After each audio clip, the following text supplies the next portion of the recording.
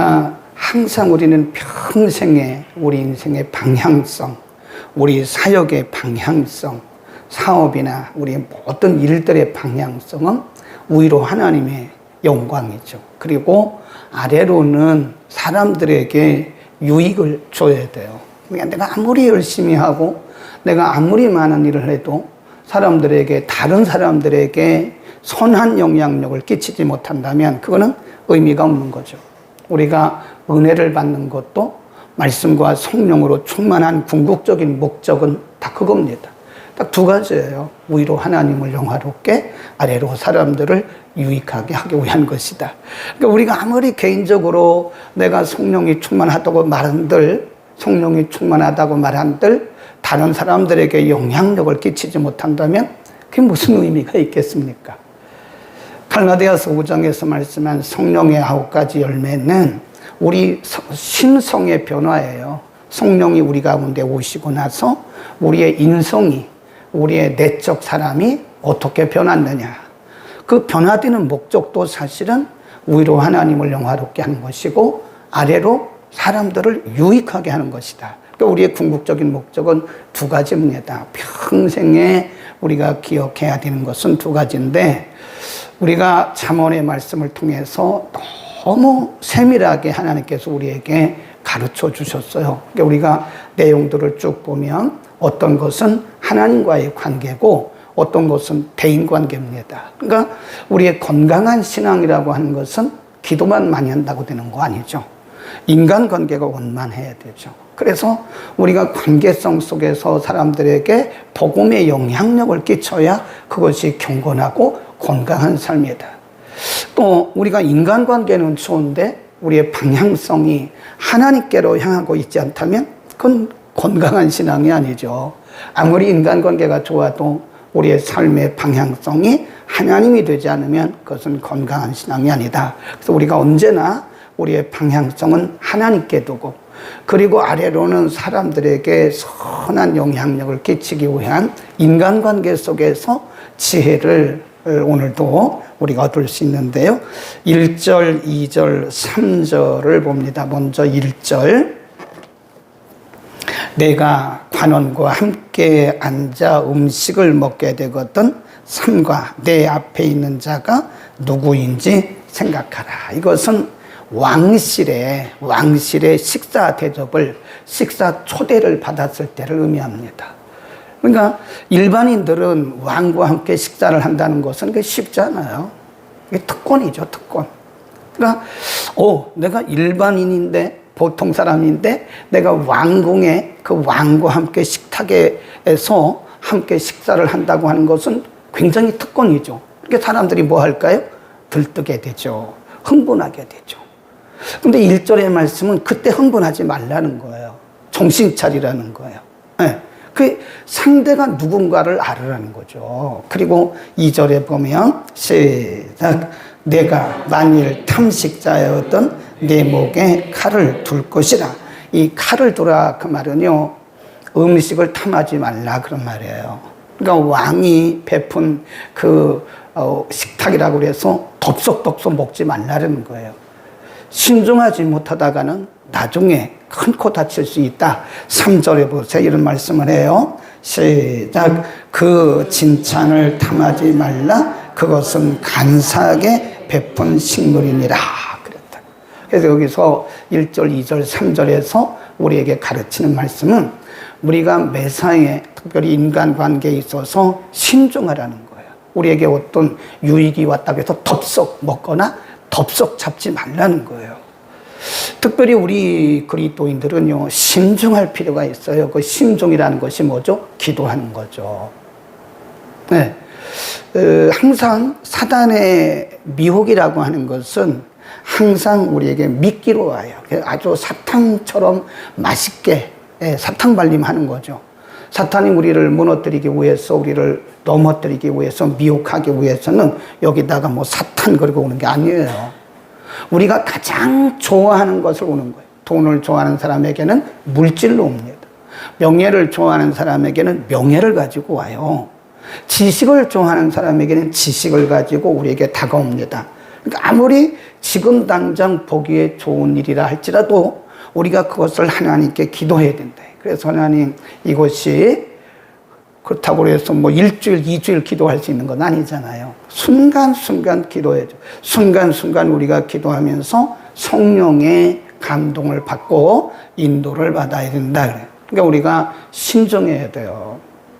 크리스찬들이 간혹 보면 너무 행동거지가 가볍다 하는 그런 생각을 해요. 가끔 말도 너무 가볍게 하고 무게가 없는 거예요.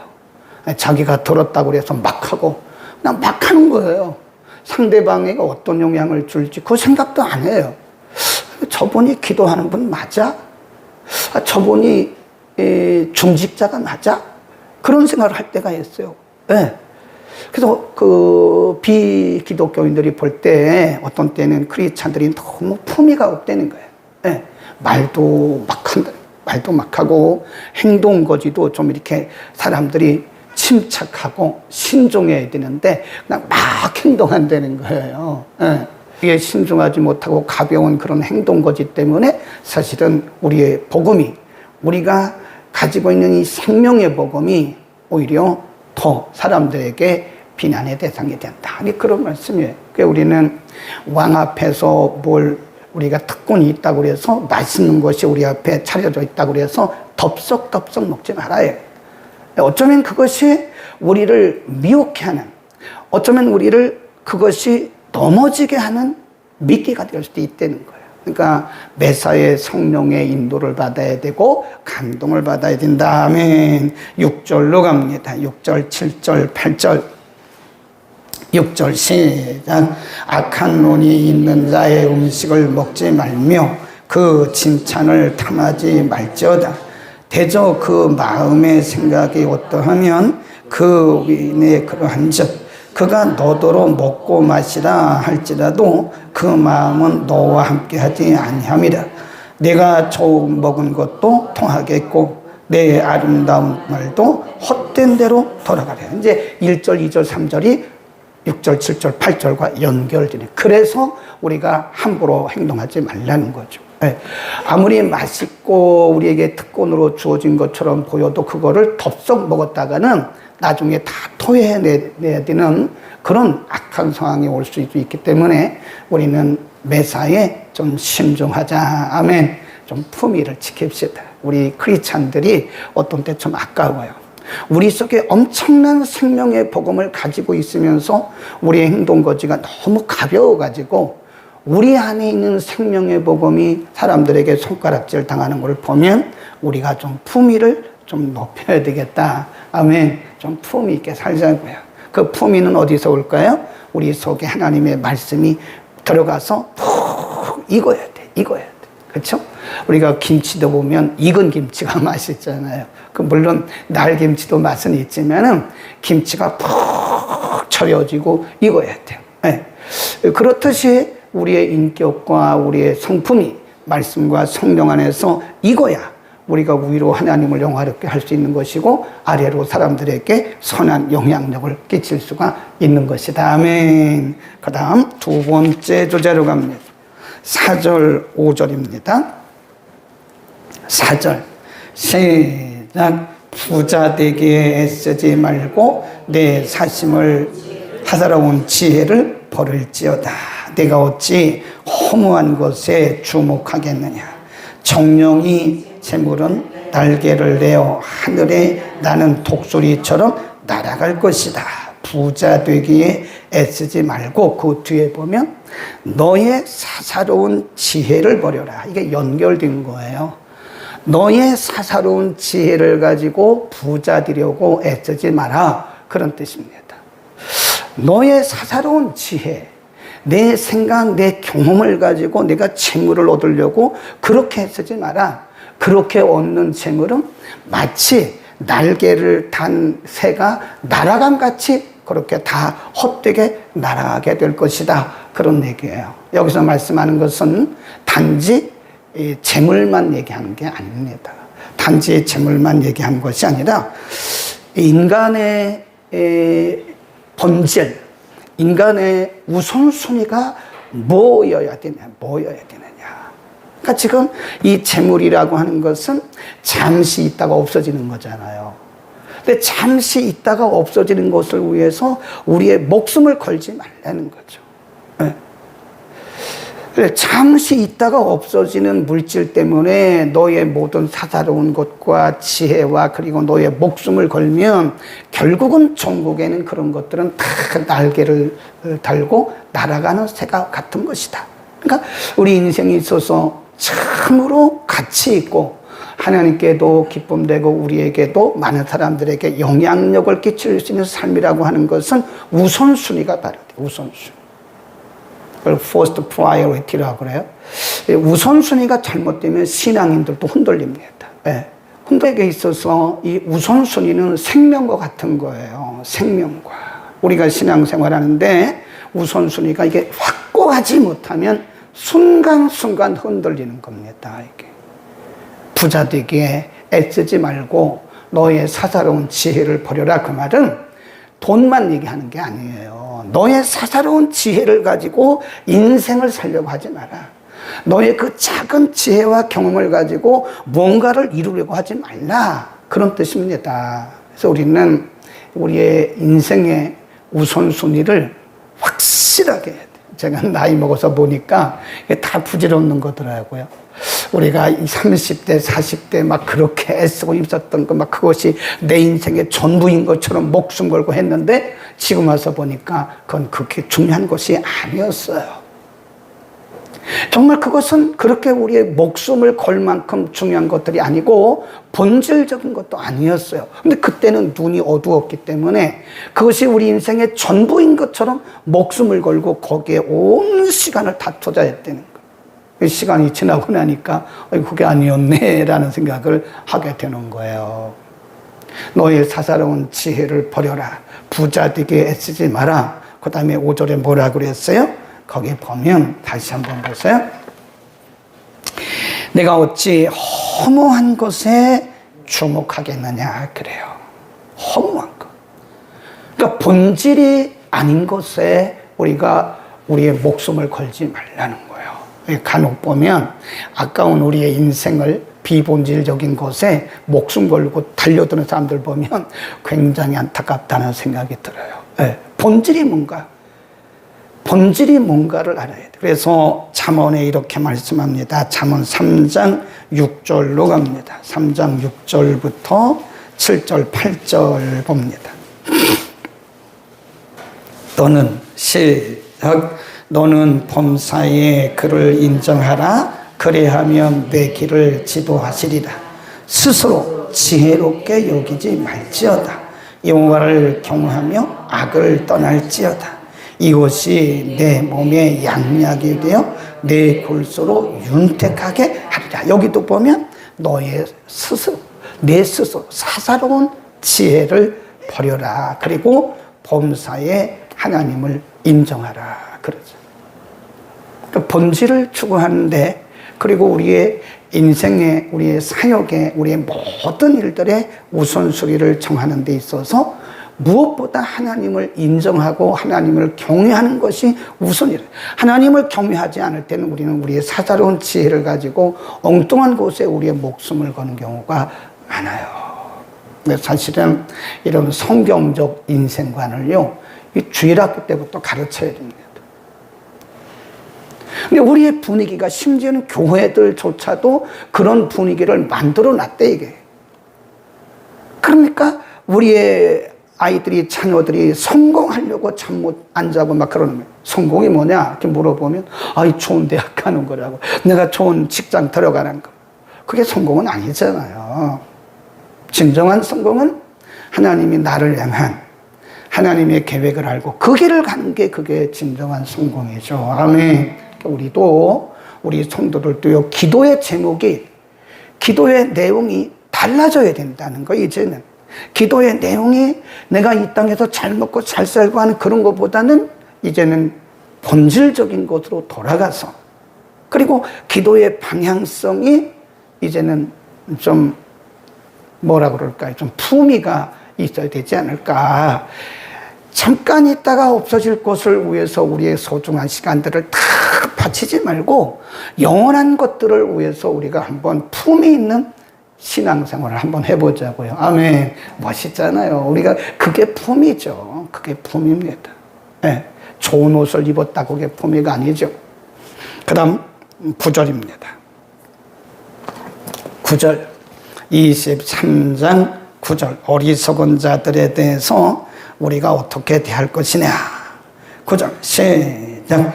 미련한 자의 귀에 말하지 말지니 이는 그가 내 지혜로운 말을 뭐한대요? 없이 여긴다. 그 말은 무시한다 그 말이에요. 미련한 자에게 지혜로운 말을 하지 마라. 그러면 그가 네가 하는 말을 없이 여기고 무시할 것이다. 근데 예수님도 그런 말씀을 하셨어요. 응? 잠깐 찾아볼까요? 자, 마태복음 7장 6절 찾아보는 게 좋아요. 네. 조금 귀찮더라도 마태복음 7장 6절 예수님께서 이 정말 생명의 복음, 천국 가면 생명의 복음에 대해서 말씀했는데 그 당시 생명의 복음을 가지고 막 비난하고 조롱하는 그런 유대인들, 바리새인들, 서기관들이 있었잖아요. 7장 6절 시작. 거룩한 것을 개에게 주지 말며 이 진주를 돼지에게 던지지 말라. 저희가 그것을 발로 밟고 돌이켜 너희를 찢어 염려하라. 이 거룩한 것 복음이에요. 진주 복음을 얘기합니다. 개, 돼지는 누굴까요? 여기서 말하는 바리새인들, 서기관들, 사두개인들을 말합니다. 엄밀히 말하면 그들에게도 복음을 전해서 그들이 회개하고 예수 믿어야 되잖아요. 근데 이들은 아예 복음을 들을 생각을 안 해요. 예수님이 가시는 곳마다 복음을 전하면 그 꼬투리를 잡아가지고 예수님에게 비난하고 조롱하고 이런다. 그러니까 예수님께서 말씀하신 것이 그런 의미. 이렇게 말씀을 무시하고 말씀을 짓밟는 자들에게는 생명의 복음을 주지 마라. 이 생명의 복음이 얼마나 비싼 건데요. 하나님의 말씀을, 생명의 복음을 그렇게 값싸게 취급하는 자들에게는 주지 마라. 던지지 마라. 던지지 마라. 그 말은 함부로 그냥 무슨 농담하듯이 그렇게 하지 말라는 거예요. 여러분, 우리가 말씀을 전할 때요, 우리가 가끔 보면 이 강단에서 농담하는 사람들이 있어요. 유머하고 농담은 틀려요. 네. 유머는 복음을 쉽게 전달하기 위해서 아이스 브레이크 하는 거죠. 마음을 여는 거죠. 농담은 그 말씀의 가치를 약화시키는 게 농담. 우리가 전도를 할 때도요, 진지하게 전도해야 됩니다. 농담하듯이 전도하면요, 마치 그 진주를, 우리에게 있는 진주를 돼지에게 던지는 거나 똑같은 거예요, 그게. 제가 그러잖아요. 영적으로 보는 경우, 전도학적인 면에서 보면 어떻게 볼 것이나 여러 가지 이제 생각들이 있을 수 있는데, 지금 마태복음 7장 6절에서 예수님께서 하신 말씀이나 여기 전도자의 이 잠언의 기자가 이렇게 말씀하신 것은 일맥상통한다고 봐요.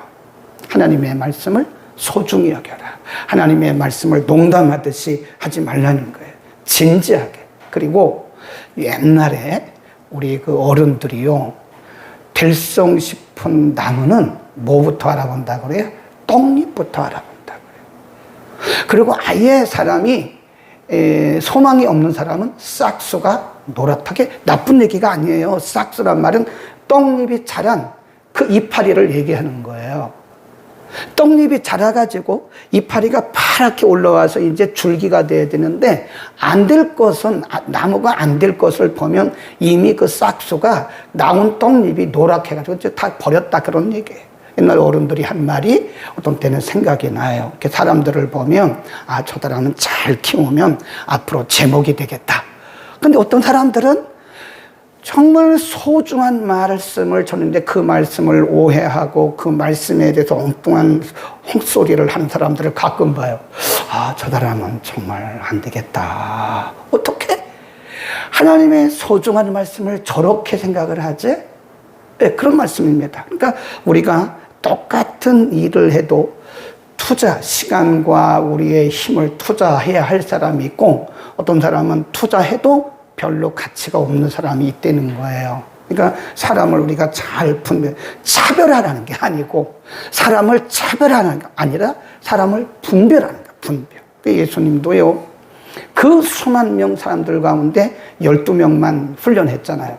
그런데도 그 중에 한 명은 또 가룟 유다가 나왔잖아요. 그러니까 많은 그리스도인들 가운데 정말 예수님의 제자는 많지가 않아요. 그래서 우리가 보통 이렇게 얘기를 하잖아요. follower. 그냥 따라다니는 사람.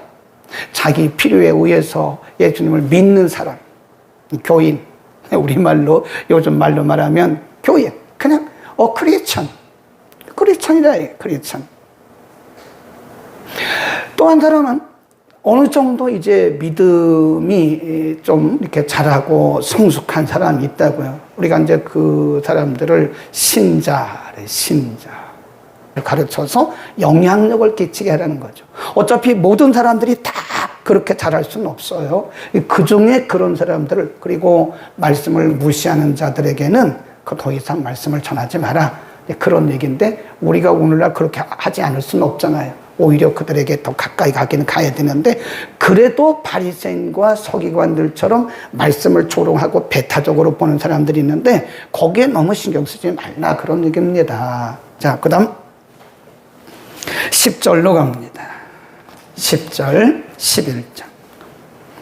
10절, 11절. 시작. 옛 지계석을 옮기지 말며 외로운 자식의 밭을 침범하지 말지니라. 대저 그들의 구속자는 강하시니 너를 대적하사 그 의원을 펴시리라. 옛 지계석이라고 하는 것은, 이 지계석은요, 이게 그 바운더리, 보더스톤이라 그래요. 이제 옛날에는 보면 이 돌을 이렇게 세워가지고 각 사람의 재산을 이렇게 표시를 했거든요. 여기서부터 여기까지는 누구. 그래서 돌이 가보면, 이스라엘 가보면요, 이렇게 돌이 박혀 있는 곳을 볼 수 있어요. 그게 지계석입니다. 지계석. 이 보더스톤이라 그래요. 예를 들어서 밤에 가가지고 힘없는 사람, 그 부모로부터 유산받은 거거든요. 그냥 조금 농토를 가지고 그냥 바다시 살아가는 사람인데, 밤에 가가지고 지계석을 옮겨버린다고. 그건 도적질이에요. 그 지계석을 옮기지 말고, 그리고 또 뭐라고 그랬냐면, 외로운 자식의 밭을 침범하지 마라. 힘없는 자의 밭을 침범하지 마라. 이것은 뭘 의미하는가 하면요, 그러니까 연약한 자를 우리가 어떻게 대할 것이냐, 사회적 약자들에 대해서 우리가 어떤 자세를 할 것이냐 하는 거예요. 사회적 약자. 하나님도 신명기에서 말씀을 하셨는데, 사람이 사는 곳에는 어디나 사회적 약자가 있습니다. 모든 사람이 다 똑같은 재산을 가지고 살아가는 게 아니에요. 모든 사람들이 다 똑같을 수가 없어요. 어떤 사람들은 약해요. 우리는 그것을 사회적인 약자라 그럽니다. 그러면 이 10절, 11절의 말씀은 지계석을 옮기지 말고 그 외로운 자의 그들 침범하지 말라고 하는 것은 뭐냐? 우리가 그들을 보호해줘야 할 책임과 의무가 있다고 하는 것을 의미하는 거죠. 하나님의 긍휼이죠. 만일 하나님은 누구의 기도를 즉시 듣는지 아세요? 약자의 기도를 바로 듣습니다. 하나님이 가서 대신 갚아주세요. 그들은 힘이 없잖아요. 사회적 약자들은 힘이 없잖아요. 그들이 하나님 앞에 호소를 해요. 그러면 하나님이 바로 들어주신다니까요. 하나님께서 기도를 가장 빨리 응답하시는 사람들이 누구냐? 사회적 약자들이. 그들은 보호자가 없어요. 하나님이 보호자예요. 그러니까 그런 사회적 약자들에게 우리가 해를 끼치고 그들의 마음을 상하게 하면 그들이 하나님 앞에 호소한다는 거예요. 그러면 하나님께서 바로 갚으신다는 거예요. 그러니까 우리는 이 공동체 안에서도요, 우리가 보호해야 할 분들이 있어요. 보호해야 할 분들. 그러니까 힘있고 많이 배우고 물질 있는 사람이 힘을 쓰는 그런 공동체는 하나님의 공동체가 아닙니다. 오히려 사회적 약자들이 교회 와서 더 뭘 받아야 돼요? 더 존중을 받아야 돼요. 더 존중을 받아야 되고, 사회적 약자들이 교회 안에서, 이 믿음의 공동체 안에서 더 대우를 받는 그런 공동체가 진짜로 하나님께서 기뻐하시는 공동체다. 아멘. 가끔 보면 몸이 불편한 분들에게 막 함부로 하는 분들이 그러지 마세요. 큰일 나요. 그분들이 기도하면요, 하나님 즉시 응답하십니다. 무서워요, 하나님은요. 약자의 하나님이세요. 약자. 그래서 말도 함부로 하지 마세요. 우리가 공동체 안에서 그들을 함께 보호해주고, 또 보존해주고, 보호해야 할 책임과 의무가 있어요. 이 믿음의 공동체 안에서는 힘 있는 자가 더 큰 소리를 내는 그런 곳이 아닙니다. 이 믿음의 공동체는 약자들이 더 대우를 받고 존중받는 그런 곳이어야 된다. 아멘. 아멘. 우리는 그런 공동체를 이루어야 되고요. 교회 밖이라 할지라도 우리는 그런 약자들을 보면서 우리가 더 그들에게 관심을 가져야 되고 보호해줘야 된다. 만일 우리가 이 사회적 약자들을 함부로 해가지고 그들이 울어요. 그들이 남모르게 눈물을 흘려요. 하나님 앞에 호소해요. 그러면 하나님께서 즉시 받는다니까요. 5절, 16절, 15절. 시작. 만일 내 아들아, 만일 내 마음이 지혜로우면 나 곧 내 마음이 즐겁겠고, 만일 내 입술이 정직을 말하면 내 속이 유쾌하리라. 이게 물론 이제 솔로몬이나 아니면 다윗이나 그런 부자관계에서 한 말씀이지만 사실은 하나님의 마음이에요. 하나님께서 우리에게 하시는 말씀이에요. 그래서 뭐라 그랬냐면 내 자녀야, 그런 뜻이죠. 만일 내 마음이 지혜로우면 나 곧 내 마음이 즐겁겠고, 만일 내 입술이 정직을 말하면 내 속이 유쾌하리라. 이걸 하나님께, 나라는 그 부분을 하나님께 대입을 하자고요. 하나님의 자녀인 우리들이 믿음으로 살고 정직하게 살고 우리의 믿음의 중심이 분명하면 하나님 보시기에 하나님께서 기뻐하신다는 거예요. 근데 우리의 믿음의 색깔도 분명하지 못하고 우리의 믿음의 중심도 분명하지 못하고 왔다 갔다 하고 이러면 하나님 기뻐하시겠나? 하나님께 기쁨을 드리기 위해서는요, 우리가 반드시 믿음의 분명한 확신을 가지고, 그리고 믿음의 소리를 내야 돼요.